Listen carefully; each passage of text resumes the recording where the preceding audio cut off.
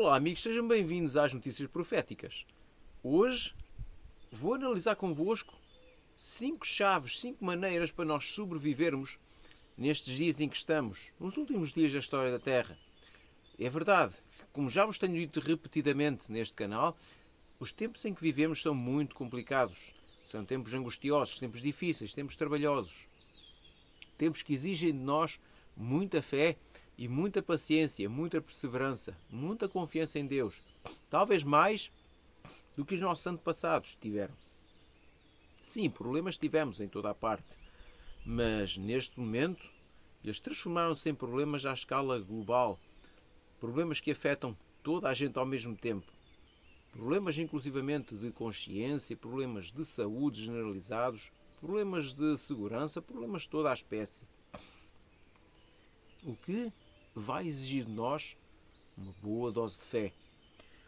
E esses 5 passos que vos queria trazer hoje, eles vão facilitar e vão nos ajudar bastante à nossa preparação e ao nosso caminho com Cristo.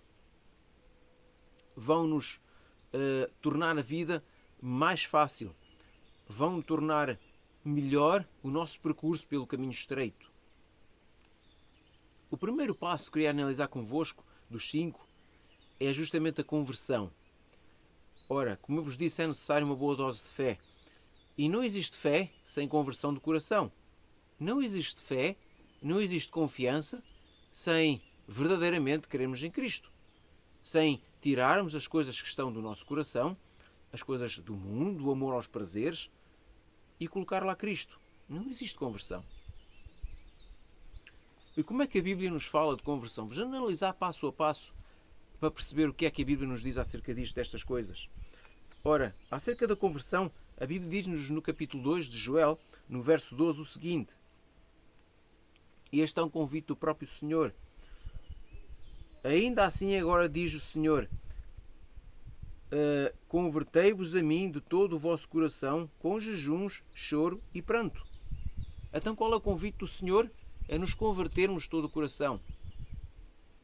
A base da nossa vida, que é a nossa fé, que é a nossa relação com Cristo, que nos vai permitir ter uma caminhada melhor por estes tempos complicados em que nós vivemos. Essa conversão é feita pelo Senhor e ela deve ser como voltar para o Senhor de todo o coração, converter ao Senhor de todo o coração com jejum, choro e pranto. Não é apenas vestirmos bem ao sábado, não é apenas irmos às nossas igrejas, não é apenas irmos ao púlpito e pregar. Não, essas coisas são uma consequência da nossa relação, não a nossa relação em si com Cristo. A nossa relação com Cristo, ela deve cimentar a nossa vida, devemos estar sobre essa rocha que é Cristo, de todo o coração. Jesus não quer parte do coração, Jesus quer todo o coração. Não quer 99%. Lembre-se que Jesus, aliás, nós temos esse atributo de Deus, que ele é um ser ciumento. Então ele quer todo o nosso coração, não 99%. Com jejum, choro e pranto, com esse arrependimento, com essa confissão, esse abandono do pecado, com a consciência de quem nós somos em relação a Deus. Ora, crendo em Cristo, tendo Cristo como a base da nossa vida, então passamos para o segundo ponto, para a segunda chave, que é viver no campo. Já reiteradamente, de há 2 anos para cá, vos tenho aconselhado que a vida no campo é o melhor caminho. Que a vida no campo é justamente aquela que o Senhor previu para todos nós. E porquê é que é importante viver no campo? No campo é um lugar pacato, sossegado, onde nós ouvimos o canto dos pássaros, como vocês conseguem ouvir neste vídeo mesmo. Eu estou aqui no meio do campo, temos um arvoredo, temos silêncio, temos apenas o barulho da própria natureza em si, da própria criação de Deus. É o lugar ideal para nós nos reunirmos com Cristo. Ora, era justamente nesses lugares que o Senhor Jesus ia para se reunir com o seu Pai. Como nós vemos, e podemos ir a Lucas, no capítulo 5. Lucas, capítulo 5, 16.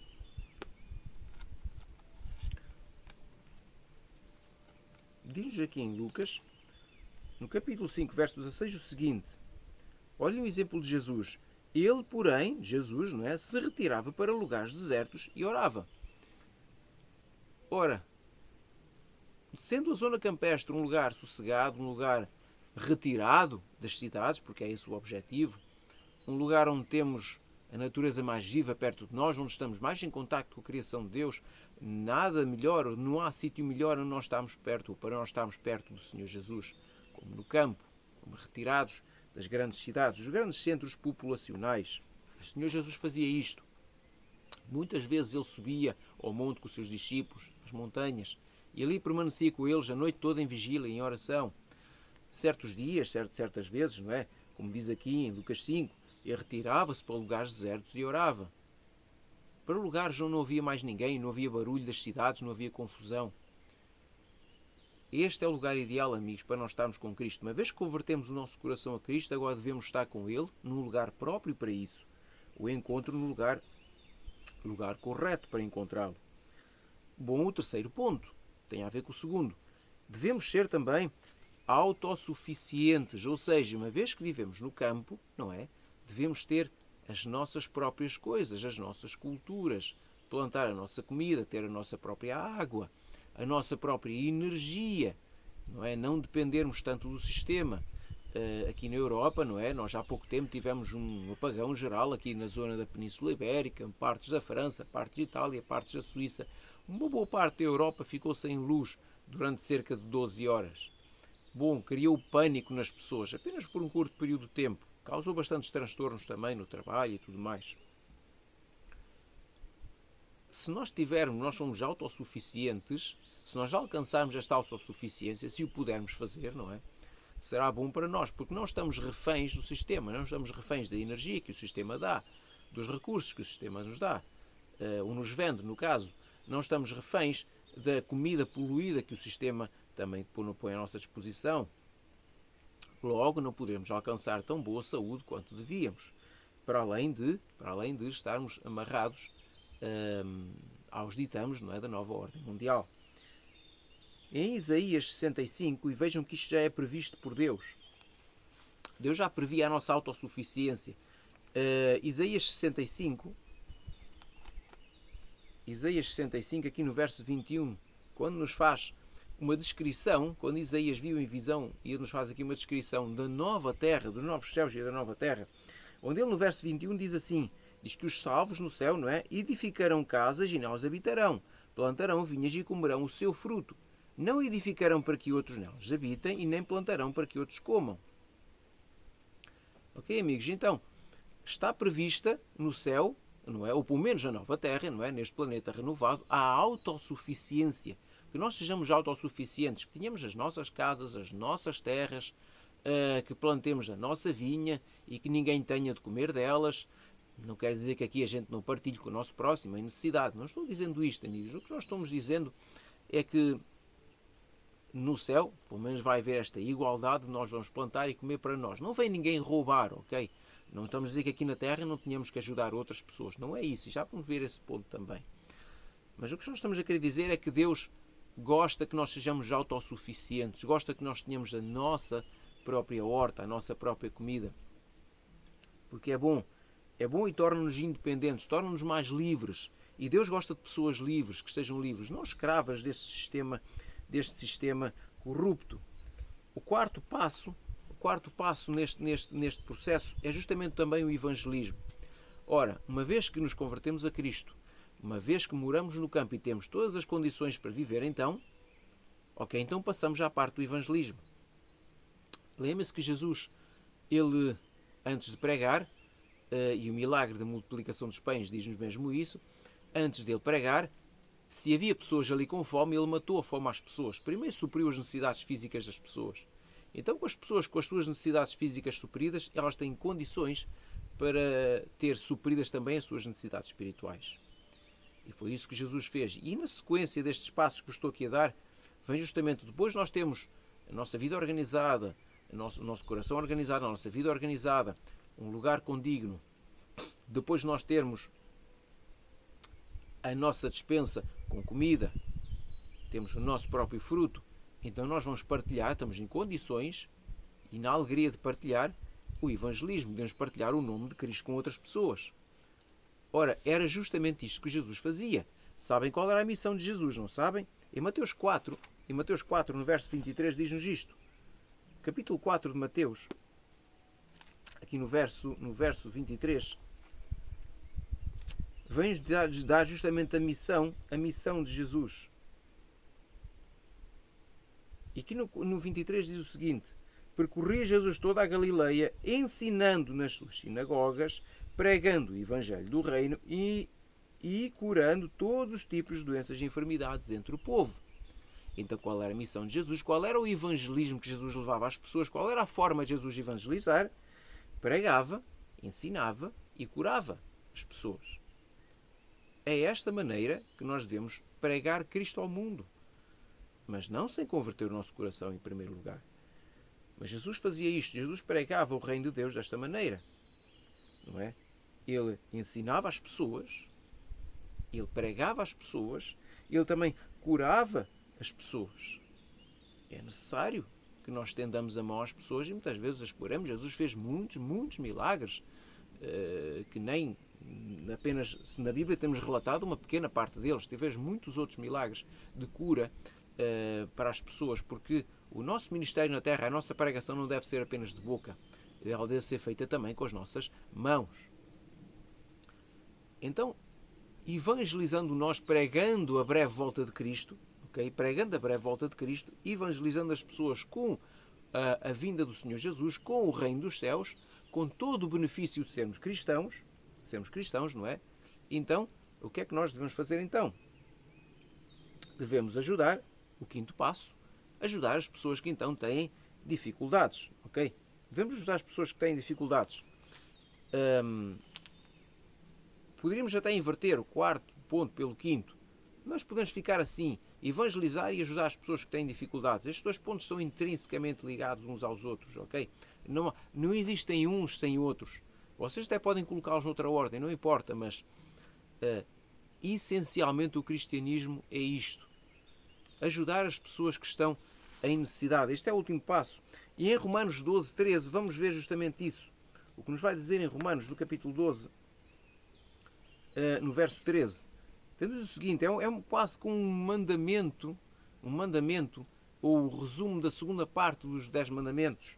Quando a segunda parte dos 10 mandamentos diz amar o próximo como a nós mesmos. E aqui no verso 13 diz: partilhai com os santos nas suas necessidades e segui a hospitalidade. Okay? Isto fala-nos, digamos, no trecho bíblico que diz respeito ao amor. Então, parte do amor pelo nosso próximo é suprir as suas necessidades. É ir àquelas pessoas que não têm comida, que não têm uma roupa, que muitas vezes também não têm companhia, não têm uma palavra amiga. É muitas vezes as pessoas que estão muitas vezes em situação de doença, ir lá tentar curá-las, ou se nós não podemos curá-las, pelo menos vamos ajudar a curar as pessoas.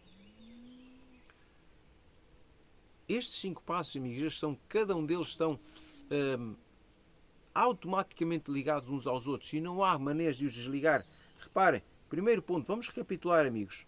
Conversão, converter o nosso coração a Cristo. Essa é a base, esse deve ser o início da nossa vida cristã. Segundo ponto, viver no campo, para que a nossa vida seja um pouco mais calma, menos stress, menos confusão, menos poluição. Bom, devemos também ser e estar também mais junto a Cristo, de forma mais calma, mais sossegada, sem barulho, sem sirenes, sem desgraças. Nós ouvimos aqueles acidentes das cidades, todas aqui em Portugal, no Brasil deve ser a mesma coisa. Quando vamos às cidades, o barulho que mais nós ouvimos são dois, é a buzina dos carros e as sirenes das ambulâncias. É angustiante, cada vez que se ouve uma sirene de uma ambulância significa que alguém está realmente com a sua vida em risco. No campo não temos nada dessas coisas, é um lugar mais pacato, mais calmo. Devemos ser também autossuficientes, ok? Autossuficientes, na medida em que devemos ter o nosso próprio alimento, a nossa própria comida mais pura, uma água mais pura, um viver mais salutar, onde gozamos de mais saúde. O quarto passo é o evangelismo. Devemos pregar Cristo às outras pessoas, não é? Devemos pregar, ensinar e curar, tal como Jesus fazia. Esforçar-nos para isso, e o Senhor vai nos dar meios para tal. E no fim ajudamos as outras pessoas que têm dificuldades. Com o quê? Com a nossa, com os produtos da nossa horta, por exemplo, não é? É apenas um exemplo. Ajudamos as pessoas que têm dificuldades, se tivermos algum dinheiro até, podemos dar a pessoas com dificuldades financeiras, ou pessoas que estão desalentadas sem Cristo, que estão desorientadas, muitas das vezes, que às vezes estão em meio de uma doença, de um câncer, ou qualquer coisa do género, precisam de uma palavra amiga. Todas essas coisas servem para edificar o ser humano. E tudo o que é para edificar o ser humano constitui uma ajuda preciosa da parte do Senhor. Lembrem-se, amigos, recapitulando uma última vez: conversão, vida no campo, autossuficiência, evangelismo e entreajuda. Só assim, amigos, só assim, vivendo desta maneira, nós conseguimos suportar mais facilmente os últimos dias da história da Terra, que são tão maus como nunca houve antes. Em 6.000 anos nunca houveram dias tão maus como estes que estamos passando agora. Então, amigos, vamos orar por nós próprios e, em primeiro lugar, pela nossa conversão, pelo primeiro passo. Porque sem estarmos verdadeiramente convertidos a Cristo, nenhum dos outros pontos vai valer nada. Não me vale a pena viver no campo se não tenho sequer vontade de comunicar com Cristo. Não me vale a pena ser autossuficiente se o meu objetivo é apenas amealhar para mim próprio. Não vale a pena eu ir pregar um Cristo aos outros do qual eu não acredito. E não vale a pena eu amar o meu próximo e ajudá-lo, quando, na realidade, os mandamentos de Deus a mim não me dizem nada. Então, amigos, comecemos pela base, começamos pela rocha, pelo alicerce da casa, que é justamente converter o nosso coração a Cristo. Desejo que o Senhor vos abençoe, vos guarde e vos ajude nesta preparação importante até à volta do Senhor Jesus. Até à próxima.